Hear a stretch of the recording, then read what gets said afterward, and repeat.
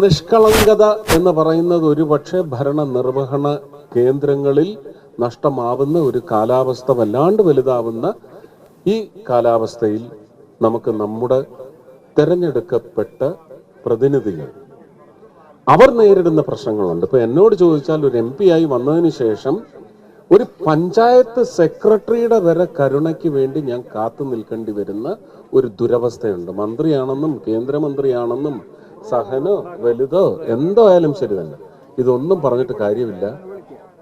MP-യുടെ പ്രാദേശിക വികസന ഫണ്ടിൽ നിന്ന് ഒരു 50 ലക്ഷം കൊടുക്കണമെങ്കിൽ അത് ആ പഞ്ചായത്ത് ഭരിക്കുന്ന രാഷ്ട്രീയത്തെ ഞാൻ സഹിക്കണം. ആ രാഷ്ട്രീയം പിടിച്ചു കെട്ടി വെച്ചിരിക്കുന്ന സത്യമുള്ളതോ അല്ലെങ്കിൽ കൊടൂരനോ ആയ സെക്രട്ടറിയെ ഞാൻ സഹിക്കണം.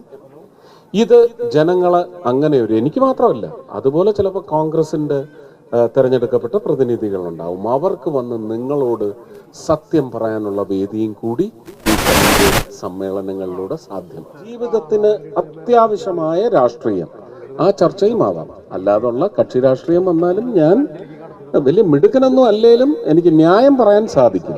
അത് എല്ലാവർക്കും പൊള്ളുകയും ചെയ്യും. അതുകൊണ്ടാണ് എനിക്ക് നേരെ ഇത്രയും കൂരമ്പുകൾ വരുന്നത്. ഈ പൊള്ളുന്ന ആൾക്കാരാണ് എന്നെക്കുറിച്ച് വളരെ തെറ്റായ റോങ് നെറേറ്റീവ് എന്ന് എപ്പോഴും നിങ്ങൾ പത്രങ്ങളിലൊക്കെ വായിച്ചും നോർത്ത് ഇന്ത്യൻ ചാനലുകൾ പറഞ്ഞും കേട്ടിട്ടുണ്ട്.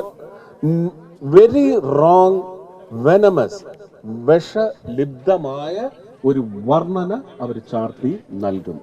അതവർക്ക് പൊള്ളുന്നത് കൊണ്ടാണ്, സത്യം പറയുമ്പോൾ പൊള്ളുന്നത് കൊണ്ടാണ് അവരത് ചെയ്യുന്നത് കേട്ടോ. അവന്മാരാണ് കരിയുഴയിലുമായിട്ടൊക്കെ നടക്കുന്നതും അവന്മാര് തന്നെയാണ്.